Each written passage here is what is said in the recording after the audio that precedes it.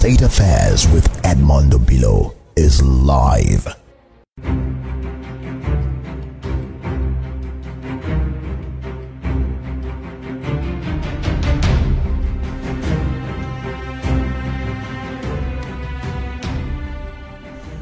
Can you tell me briefly your role when you were the Commissioner of Local Government and Chieftaincy Matters with regard to the installation of the Alaafin? It's not a brief thing. It's a long story. A man had actually been appointed Alaafin of Oyo, and we had to cancel the appointment. Who was that man? His name was Sanda Ladipo Oralola. Is he still alive? He's dead. But you see, it was corruptly obtained. It was obtained by duress, and it was corruptly obtained by duress because government used a heavy hand. So how were you able to intervene? Now, it was largely the decision of General Gawan and General Adebayo, whom he persuaded. What happened is that there's a template with which you analyze these ruling house chieftaincies. Nearly all the chieftaincies in Yoruba land are ruling house chieftaincies except Ibadan, which is approximately promotional. I say approximately because it's not entirely promotional, because there can be some skipping and leapfrogging. But in the case of a ruling house chieftaincy, like the Alaafin of Oyo, Stage 1, Stage 2, Stage 3. Stage 1 is the nomination of candidates. Candidate or candidates in plural. Stage 2 is the appointment. And Stage 3 is the approval. Stage 1, nomination by the family whose turn it is. Stage 2, appointment by the kingmakers. Stage 3, approval by the government. So was this Alaafin selected?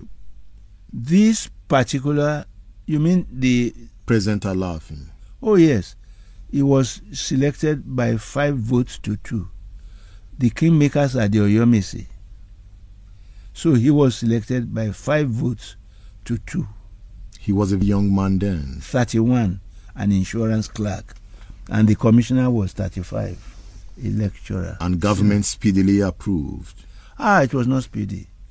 The vacancy occurred on the 25th of February 1968. The approval, the filling of the vacancy was on the 14th of January 1971. About 3 years. About 3 years. What happened, is that there is a declaration governing the appointment of the Alaafin of Oyo. It was made during the Awolowo regime, signed by D.S. Adegbenro, who fortunately was in the cabinet when the present Alaafin was appointed. In the days in 1958, when he signed the thing, he was Commissioner for Chieftaincy, Minister of Chieftaincy. But by the time we appointed the present Alaafin, he was the Commissioner for Finance. Did Awolowo kick against his appointment? Yes. Awolowo sponsored the other man. So this is what happened. At every stage of the process, government interfered. The nastiest part of it was that after the family was, the head of the family had a candidate himself. And who is that candidate? His own son. And this declaration allows for a multiplicity of candidates. Every time they hold a family meeting, he forwards to the kingmaker only the name of his son. He will not forward the other ones. And the kingmaker said, but we are in the same time. We know that there are 11 candidates. You are sending us only. So they then appealed to the government. You know what the government went and did? The government set up a commission of inquiry, Judicial Commission of Inquiry. That Judicial Commission of Inquiry then sent up a majority report saying, indeed, there was only one candidate nominated. Then there was a minority report written by the Secretary of the Judicial Inquiry. And that fellow is nobody else than Michael Ogundare, who rose through the ranks to become a judge of the Supreme Court and who delivered the lead judgment in that resources case, onshore dichotomy.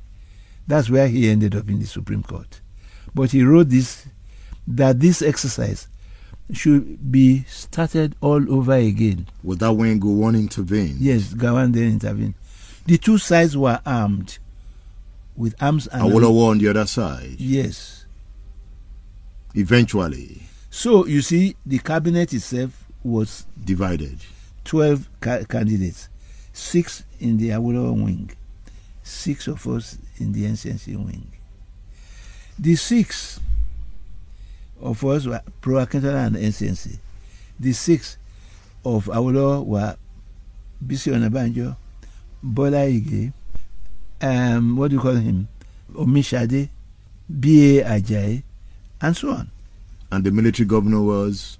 The military governor was Colonel Adebayo. The Akintola faction prevailed?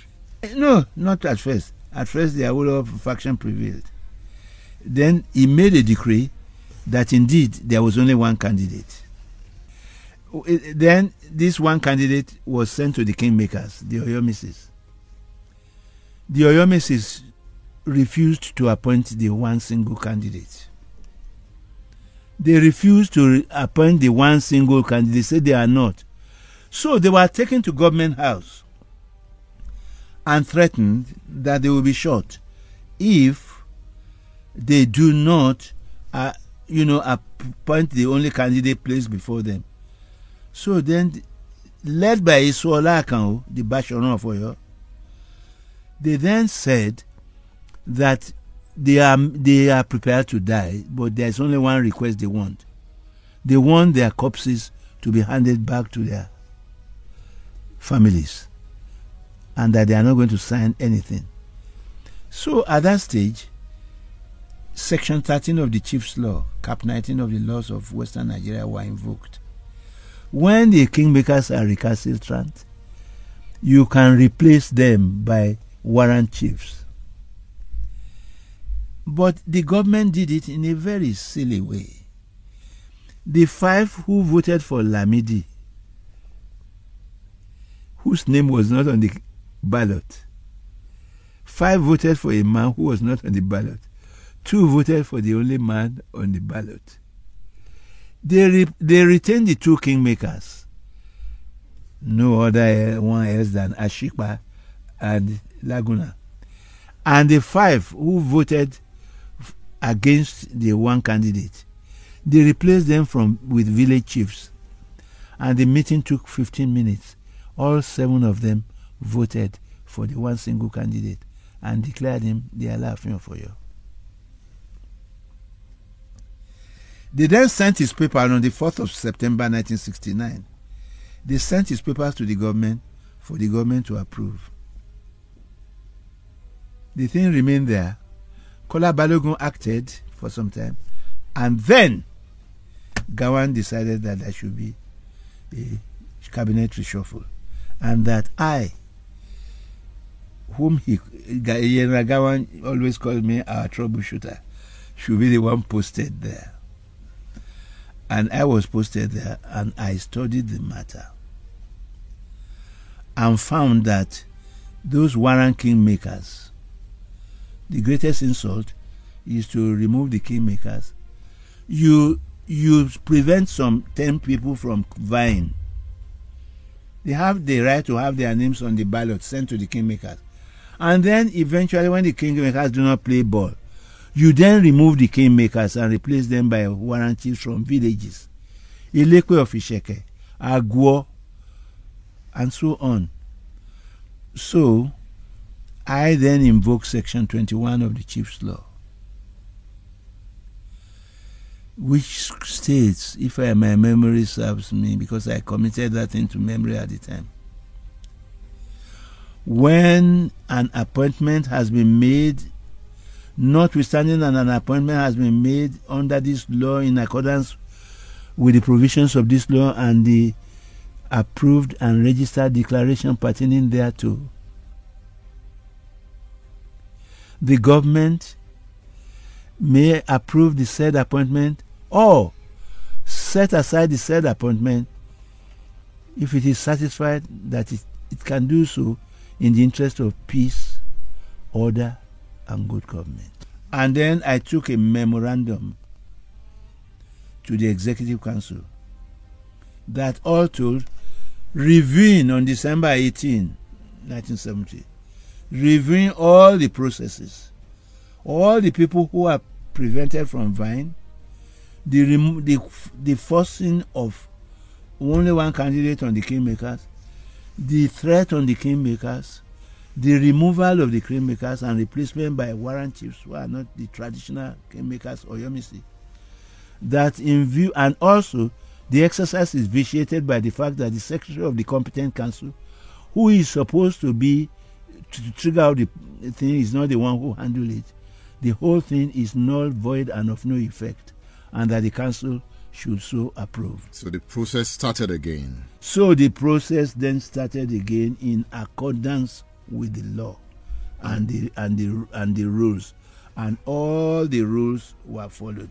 They were all advertised, and then all the rules were followed one by one, and then the final cabinet meeting was taken to review the whole exercise. During the review of the whole exercise by the cabinet, General Adebayo locked the cabinet chambers. Food was provided and access to toilets, but no telephones and no access with anybody outside. The GOC, the Commissioner of Police, the head of the security, it was called NSO or something at that time, E-Branch. All those are there, and all the commissioners. No permanent secretaries. And then, for the first time, General Adebayo imposed the condition that everybody must speak. Each person must speak and speak to the point. Nobody should abstain. You have to speak and say what you think of the memo. The memo was secretly constructed. It was not constructed inside the ministry. So when they spoke, the first person who was asked to speak was the GOC. He spoke and spoke in favor of Lamidi Adeyemi. The next person was the Commissioner of Police. He spoke and did the same similarly. Then the security, NSO, he spoke and spoke in the same way. Then the commissioners. The oldest of the commissioners was a good old action group man, Dauda Shoroye Adigbenro, who was Awolowo's closest man. So Adigbenro then started to speak and said if he wanted to use political considerations, he will take a decision one way. But as a good Muslim and as an honest man, and looking at the exercise, the transparency with which the exercise, he is voting for Lamidi Adeyemi. At that stage, there is a cabinet meeting. General Adebayo almost burst into tears. So they then spoke. After that, the commissioner introduces the memo. Yes. And then the GOC. And everybody, the decision was unanimous, except one person. Who? Michael Omishade. And we've already written it in a book. And then the cabinet caught fire. What happened? The cabinet caught fire. It's more than 12 years now, so we can relate the story. The cabinet then caught fire. Because Omishade, who is normally my in-law, said, yes, this exercise has been redone. But in all my life at the bar, I've never seen a skillfully manipulated fraud like this. Yeah, so I interrupted him. I said, whom are you alluding to? Whom are you talking about? Are you besides yourself? Are you in your right mind? Do you know who prepared the memo? Do you see my signature? Is there anything wrong with you? Then the governor said, no. I said, no, you must be patently bonkers. They said, no, this is not parliamentary language. I said, it's not parliamentary language, but what he used is not parliamentary language. This is the correct answer to his vitriol. What he said was absolute nonsense. Why must it be allowed? No, nonsense must be replied with nonsense. But so eventually the tension was doused. No, you know the technique of managing tension. You know the Shakespearean technique. Something foolish must be said. A fool must come in. So I said, oh my God, oh my goodness. All right, a gentleman present here, as a mark of respect for the cabinet, I withdraw the unsavory language which I used to reply the unsavory language which Omishade had used. No, they said no, just make an apology. So I said, all right, Omishade, I still leave my sister with you in your house, because his wife is my baptismal godfather's daughter. So I said, but there's something wrong, Omishade, that you said. You said in all your years at the bar, you had never seen any fraud like this. The part that I don't like is all your years at the bar. But Edmond, he went to prison on account of treasonable felony. With a warlord. Yes, he went to prison. So I said, Your Excellency, GOC, this man is my in-law. I withdraw everything I've said on behalf of on account of this cabinet. But I want everybody here to take judicial notice of the fact that this man spent more time, he has spent more years behind the bar than at the bar. So everybody roared into laughter. He has spent more years behind the bars than at the bars. On that note, General Adebayo was rounded up and said, thank you all, ladies and gentlemen. The Alaafin of Oyo is Lamidi Adeyemi, the son of the Adeyemi II.